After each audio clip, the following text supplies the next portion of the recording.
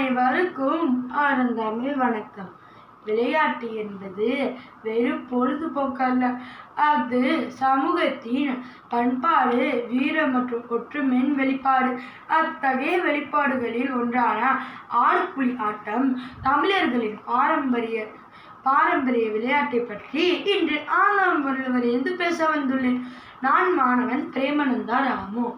ஆடுபுலி ஆட்டம் என்பது தமிழகத்தின் பாரம்பரியமான தர்க்க ரீதியான பலகை விளையாட்டாகும். ஒரு பலகையில் வரையப்பட்ட கோடுகளின் அமைப்பில் ஆடுகள் மற்றும் புலிகள் என்ற 2 குழுக்களின் காய்கள் நகர்த்தப்படுகின்றன. 3 புலிகள் 12 ஆடுகளை வேட்டையாடுவது ஆட்டத்தின் அடிப்படை இலக்காகும். இது தற்காப்பு தந்திரம் மற்றும் வேட்டையாடுதல் என்ற வேறு உத்திகளை அடிப்படையாக கொண்டது. ஆடுகளை பாதுகாத்து புலிகளை ஓரிடத்தில் சிக்கவிட்ட ஆட்டக்காரர் தீவிரமான மூலோபாய திட்டமிடலை மேற்கொள்ள வேண்டும். புலிகளை நகர்த்துபவர் ஆடுகளை தூரத்தில் வெட்டுவதற்கும் ஆடுகளை தனிமைப்படுத்துவதற்கும் திறமையான நகர்வுகள் கையாள வேண்டும். இந்த விளையாட்டு சிக்கலான சூழ்நிலையில் தீர்வுகளை கண்டறியும் அறிவை மேம்படுத்துகிறது.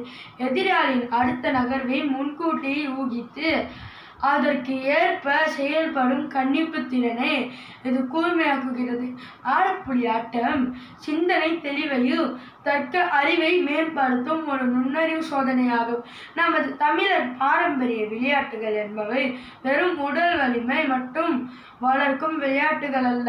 அவை நமது முன்னோர்களின் அறிவாற்றலையும் இயற்கையுடனான பிணைப்பையும் அறத்தையும் வீரத்தையும் ஒருங்கே நமக்கு கற்றுக் கொடுக்கும் கலைகளை கற்போம், தமிழ் பாரம்பரியத்தை காப்போம்.